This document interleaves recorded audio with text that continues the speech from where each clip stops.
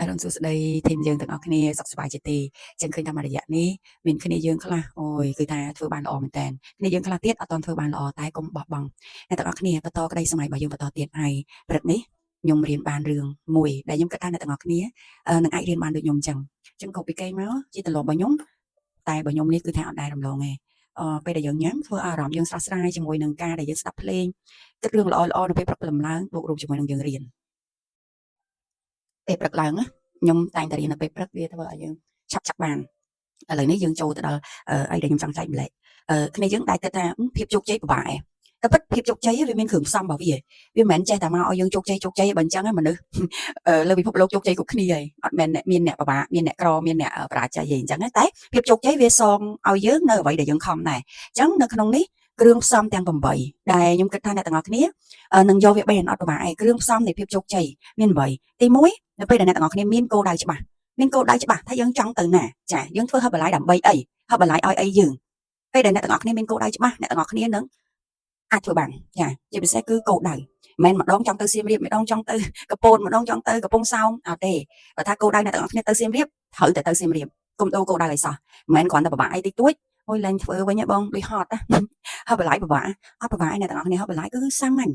មានអីគ្រាន់តែចូលរៀនគ្រាន់តែយើងយកលទ្ធផលយើងទៅនិយាយទៅកាតេជនតែយើងធ្វើអីក៏ពិបាកដែរទៅគេអញ្ចឹងទី1គឺគោលដៅច្បាស់ vision ចាដឹងតែខ្លួនឯងចង់បានអីហ្នឹងគឺឲ្យច្បាស់ហ្នឹងហើយអ្នកទាំងអស់គ្នាត្រូវមានសភៅក្តីសម័យរបស់យើងអ្នកទាំងអស់គ្នាចង់បានអីហ្នឹងហើយយកវាមកមើលព្រឹកឡើងរាល់ថ្ងៃទៅចាទី2អ្នកទាំងអស់គ្នាត្រូវមានឆន្ទៈ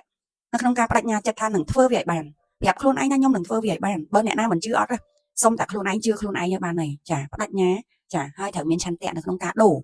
យើងអត់មានឆន្ទៈក្នុងការដូរអត់មានគ្រូបាអាចារ្យនៅទៅដូរយើងបានទេនេះគឺជាអីដែលខ្ញុំ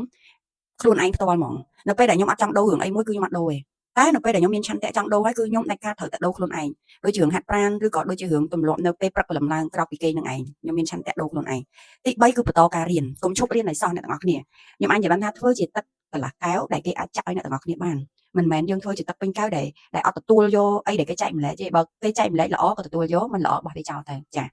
បានន័យថា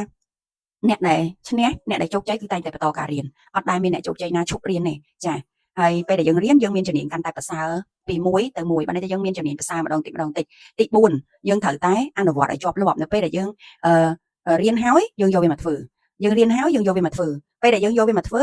អាភាពជាប់លាប់របស់យើងនោះវាធ្វើឲ្យយើងកាន់តែមានជំនាញកាន់តែស្ទាត់យើងធ្វើរាល់ថ្ងៃទោះតិចក៏ដោយហើយធ្វើចាប់ផ្ដើមធ្វើពីទម្លាប់តូចអ្នកទាំងអស់គ្នាកុំចង់ដូចថាកុំគិតថាតតែធ្វើរឿងធំបានយើងជោគជ័យធំអត់ទេអញ្ចឹងអ្នកទាំងអស់គ្នាធ្វើវាតិច